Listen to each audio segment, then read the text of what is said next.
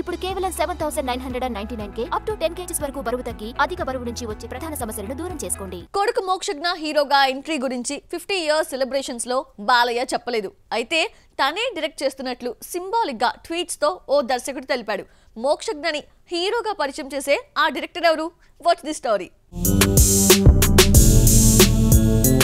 బొద్దుగా ఉండే మోక్షజ్ఞ సన్నగా మారిపోయి న్యూ లుక్ తో ఆకట్టుకున్నాడు. బయటకొచ్చిన ఫోటోలు వైరల్ అయ్యాయి. డైరెక్టర్ ఎవరో చెప్పకపోయినా ప్రశాంత్ వర్మ పేరు చాలా రోజులుగా వినిపిస్తోంది. హనుమాన్ హిట్ తో ప్రశాంత్ వర్మ టాప్ డైరెక్టర్ జాబితాలో చేరిపోయాడు.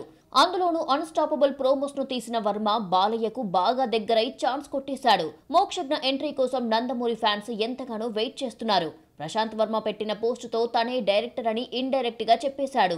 సింహం తన పిల్లను ఎత్తుకొని చూపిస్తున్న పోస్ట్ పెట్టిన ప్రశాంత్ వర్మ తన యూనివర్స్ నుంచి త్వరలో ఓ కొత్త తేజస్సు వస్తోందని రాసుకొచ్చాడు. సింబా ఈస్ కమింగ్ అనే హ్యాష్ట్యాగ్ పెట్టారు. దీంతో మోక్షజ్ఞ ఎంట్రీని ఉద్దేశించి ప్రశాంత్ వర్మ ఈ పోస్ట్ పెట్టాడు అని అర్థమవుతోంది. సినిమాను 6న అనౌన్స్ చేసే అవకాశం ఉంది. హనుమాన్ సూపర్ హిట్ తర్వాత ప్రశాంత్ వర్మ రణ్వీర్ సింగ్ తో సినిమా ప్లాన్ చేసినా వర్కౌట్ కాలేదు. హనుమాన్ 2 పక్కన పెట్టి మోక్షజ్ఞను డైరెక్ట్ చేయడానికి రెడీ అవుతున్నాడు. హనుమాన్ మాదిరి మైథలాజికల్ టచ్ ఉన్న సబ్జెక్టుతో వస్తాడు అని, ఇందులో బాలయ్య కూడా నటిస్తాడు అంటూ వార్తలు వస్తున్నాయి. బాలయ్య వారసుడితో డెబ్యూ మూవీ అంటే అంత ఈజీ కాదు. అంచనాలు పీక్స్ లో ఉంటాయి. హనుమాన్ వంటి బ్లాక్ బస్టర్ ఉండడంతో నందమూరి ఫ్యాన్స్ కూడా ప్రశాంత్ వర్మపై నమ్మకంతో ఉన్నారు. వీటిని సినిమాటిక్ యూనివర్స్ తో ఎలా రీచ్ అవుతాడో చూడాలి. మరి వరుస ఫ్లాప్ల తర్వాత శ్రీను వైట్ల యాక్షన్ మూవీ తీస్తున్నారని కలరింగ్ ఇచ్చాడు. గోపిచంద్ తో తీస్తున్న విశ్వం యాక్షన్ థ్రిల్లర్ అంటూ ఇప్పటి వరకు రిలీజ్ అయిన వీడియోస్ తో బిల్డప్ ఇచ్చారు. కానీ శ్రీను వైట్ల ఏ మాత్రం మారలేదు. తనదైన కామెడీనే నమ్ముకున్నాడు. డైరెక్టర్ మార్క్ కామెడీ ఎలా ఉందో చూసేద్దామా? దూకుడు, రెడీ, వెంకీ, దుబాయ్ సీను వంటి సూపర్ హిట్స్ ఇచ్చిన దర్శకుడు ఆ తర్వాత కంటిన్యూస్ ఫ్లాప్స్ తో ఫేడ్ అవుట్ అయ్యాడు.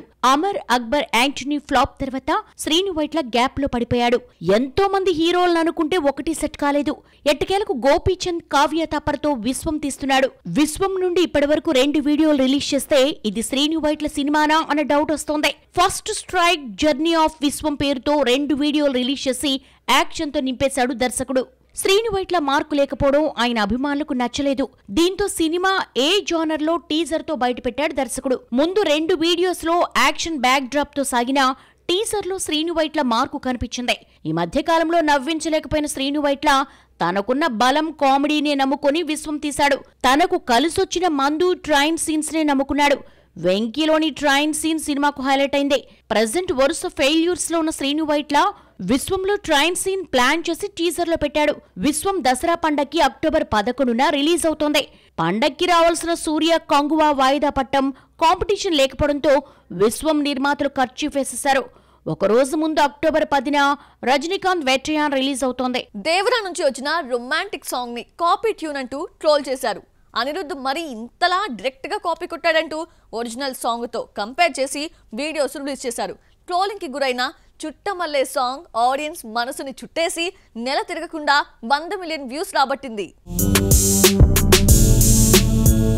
ఎన్టీఆర్, జాన్వీ కపూర్ జంటగా సముద్ర తీరంలో పాడుకున్న పాట సోగా అనిపించింది. రెండోసారి విని బాగానే ఉందనుకున్నారు.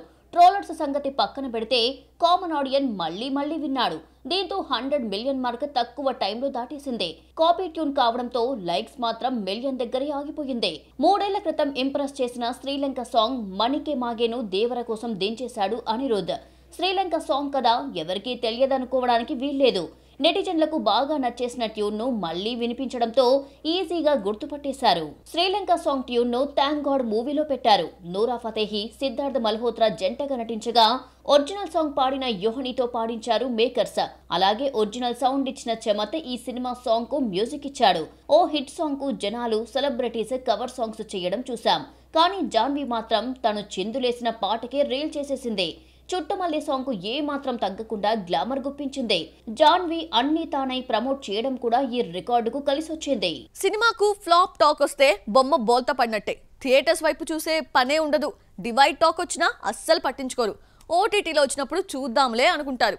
కానీ ఓ హీరో విషయంలో మాత్రం ఈ రూల్ వర్తించదు. యావరేజ్ టాక్ వస్తే చాలు బాక్స్ ఆఫీస్ ని గెలిచేస్తాడు. అతను ఎవరో చూసేద్దామా? నానిని చూసి యంగ్ హీరోలే కాదు స్టార్ హీరోలు సైతం షాక్ అవుతున్నారు. సరిపోదా శనివారం బ్రేక్ ఈవెన్ కు దగ్గర పడుతోందంటే నమ్మలేకపోతున్నారు. యావరేజ్ టాక్ తెచ్చుకున్న సినిమా బాక్సాఫీస్ వద్ద దూసుకుపోవడం క్రిటిక్స్ కు అర్థం కావడం లేదు. బాగోలేదని రివ్యూ ఇచ్చేశాం, ఇలా తప్పైందేంటని రివ్యూ చేసుకుంటున్నారు. అందరి హీరోల్లా నాని సినిమాకు ఫ్లాప్ టాక్ వస్తే నష్టాలు తప్పవు. అంటే సుందరానికి, టక్ జగదీష్ వంటి సినిమాలు నష్టాలే మిగిల్చాయి. యావరేజ్ టాక్ వస్తే మాత్రం బ్రేక్ ఈవెన్ కు ఛాన్స్ ఉంది. హాయ్ నానాతో ఇది మొదలైంది. నానికి బలమైన ఫ్యామిలీ ఆడియన్స్ ఉన్నారు. దీంతో యావరేజ్ గా ఉన్నా సరే చూద్దామనుకుంటున్నారు. దీంతో నాని సినిమా థియేట్రికల్ రైట్స్ ను భారీ రేట్లకు అమ్మినా రిటర్న్స్ వచ్చేస్తున్నాయి. ఫ్యామిలీ ఆడియన్స్ బలం నేచురల్ స్టార్ కు కలిసొస్తోంది.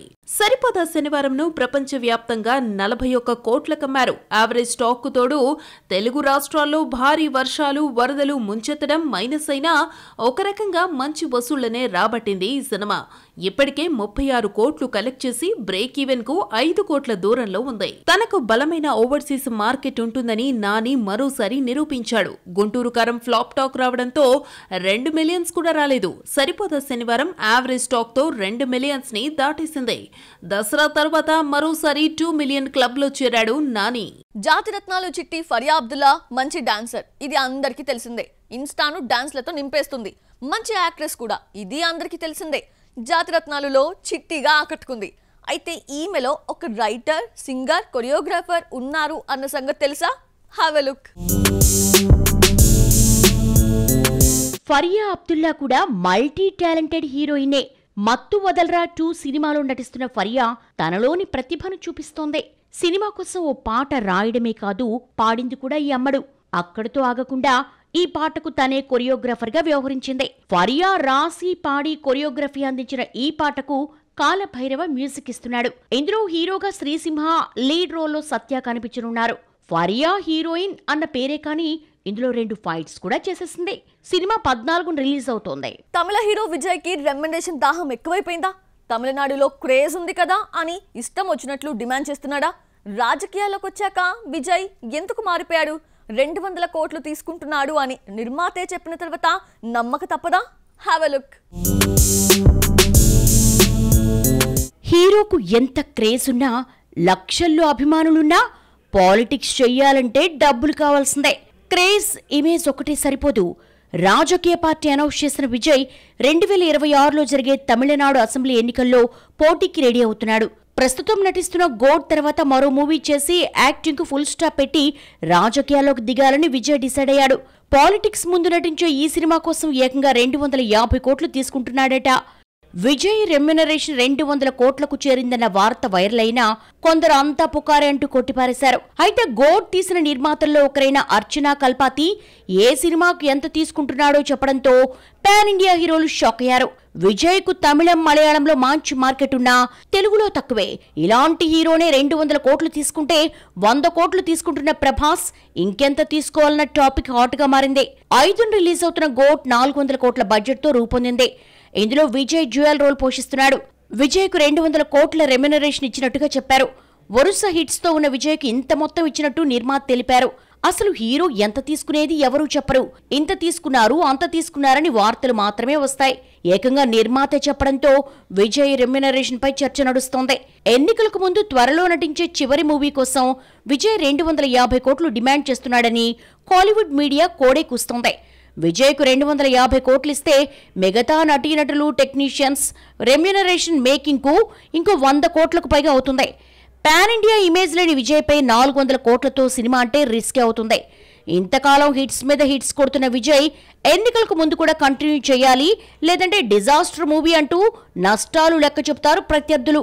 మార్కెట్ కు మించి తీసుకోవడం వల్ల ఇలా అయిందంటూ దుమ్మెత్తిపోసే ఛాన్స్ విజయ్ ఇస్తాడో లేదో చూడాలి. కథల కోసం, క్యారెక్టర్ కోసం తనని తాను పూర్తిగా మార్చేసుకుంటాడు విక్రమ్.